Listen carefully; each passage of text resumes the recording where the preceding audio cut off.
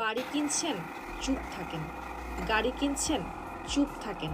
বিয়ে করতে যাচ্ছেন, চুপ থাকেন। বিদেশে যাওয়ার প্ল্যান করছেন, চুপ থাকেন। ভিসার জন্য ইন্টারভিউ দিতে যাচ্ছেন, চুপ থাকেন। কোথাও ঘুরতে যাচ্ছেন, চুপ থাকেন। চাকরিতে প্রমোশন পেয়েছেন, চুপ থাকেন।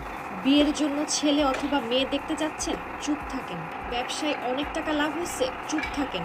আপনার বেবি কনসিভ হয়েছে, আপনি গর্ভবতী, চুপ থাকেন। 99% সময় আমাদের স্বপ্ন সত্যি হয় না এবং আমাদের হাতে চলে আসা জিনিসটাও হারিয়ে যায়, টেকে না, শুধুমাত্র মানুষের নজর লাগার কারণে এবং আমাদের মুখ খোলার কারণে। আমরা ভুল সময়ে ভুল মানুষদের কাছে খুব তাড়াতাড়ি মুখ খুলে ফেলি। মানুষের কাছে আমাদের স্বপ্ন, সাফল্যের কথা ভাগ করে অনেক বড় ভুল করে ফেলি। মনে রাখবেন, কিছু মানুষ আপনার কাছে তারা নিজেদেরকে বন্ধু বলে দাবি করবে, কিন্তু মনে মনে তারা আপনাকে নিয়ে হিংসা করবে। আপনার জীবনে ভালো কিছু হোক বা আপনি ভালো কিছু পান, সেটা কখনোই চাইবেন। মনে রাখবেন, মানুষের খারাপ নজর আর হিংসা আপনাকে ধ্বংস করার জন্য যথেষ্ট।